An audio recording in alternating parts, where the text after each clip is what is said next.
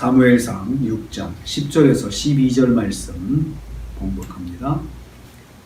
오늘 말씀은 블레셋 사람들이 여호와의 궤를 수레에 실어 이스라엘로 보내는 것을 내용으로 하고 있습니다. 첫째로 젖난 암소 2마리가 끄는 수레에 실어서 보냈습니다. 10절 말씀입니다. 블레셋 사람들은 종교인들의 제안대로 젖나는 암소 2를 끌어왔습니다. 그리고 수레를 끌게 하였습니다. 그 사람들이 그렇게 하여 그같이 하여 젖나는 소 2를 끌어다가 수레를 메우고 라고 했습니다. 암소의 송아지들은 집에 가두었습니다. 송아지들은 집에 가두고 라고 했습니다.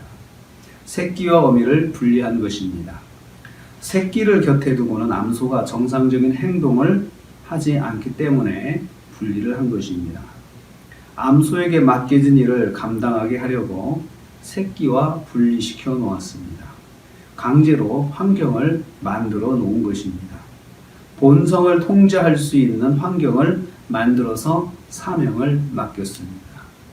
맡겨진 사명을 잘 감당하게 하기 위해서 의도적으로 만들어진 환경을 만들었습니다. 맡겨진 사명을 감당하기 위해서 의도적으로 환경을 만들어야 합니다. 그래서 하나님의 일을 감당할 때는 자기가 잘 감당할 수 있는 환경을 만드는 것이 중요합니다. 두 번째로 여호와의 궤를 수레에 실었습니다. 1절 말씀입니다. 젖나는 암소 2마리를 수레에 싣고 수레에 여호와의 궤를 실었습니다. 그리고 준비한 예물도 함께 실었습니다. 금쥐와 독종 형상을 닮은 금 덩어리들입니다. 원래 법궤는 레위인들이 어깨에 메고 이동하는 것이 법입니다. 이스라엘 백성이 요단강을 건널 때도 제사장들이 어깨에 언약궤를 메고 건넜습니다. 여호수아 3장 6절 말씀입니다. 만일 이스라엘에게 사람을 보내서 방법을 구했다면 얼마나 좋았을까요? 옳으니 자기들이 최선의 방법으로 준비한 것으로 할 수밖에 없습니다. 하나님은 블레셋 사람들이 모르는 가운데 최선을 다하는 것을 용납하셨습니다. 세 번째로 암소가 벳세메스로 곧장 진행하였다 했습니다. 12절 말씀입니다. 암소 2마리는 언약궤를 실은 수레를 끌고 대로로 벳세메스로 가는 길을 걸어갔습니다. 길을 가르쳐 주지도 않았는데 방향을 잡고 간 것입니다. 갈 때 암소가 울면서 갔다 했습니다. 새끼들에 대한 생각 때문에 그랬을 것입니다. 하나님은 짐승도 본능을 절제하며 맡겨진 사명을 감당하도록 하셨습니다. 좌로나 우로나 치우치지 아니했다라고 했습니다.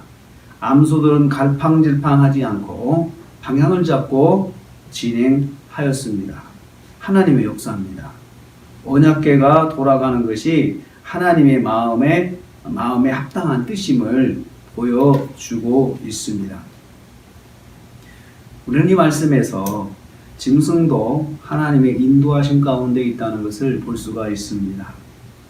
두 번째로 암소가 하나님의 뜻에 순종해서 본성을 거스리고 일하고 있는 것을 우리는 보았습니다. 암소도 짐승도 하나님의 뜻에 순종하는 것이 창조 세계의 질서입니다.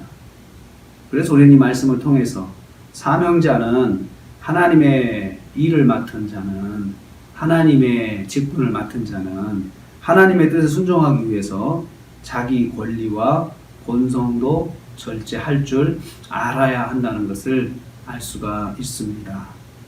오늘 우리가 또 하루를 삽니다. 하루를 살면서 내게 맡겨진 하나님의 뜻에 순종하기 위해서 내 권리도 내 본능도 절제하면서 하나님 앞에 나가서 오늘 하루를 승리하시는 저와 여러분 되시기를 주님의 이름으로 축복합니다. 기도하겠습니다. 하나님 감사합니다.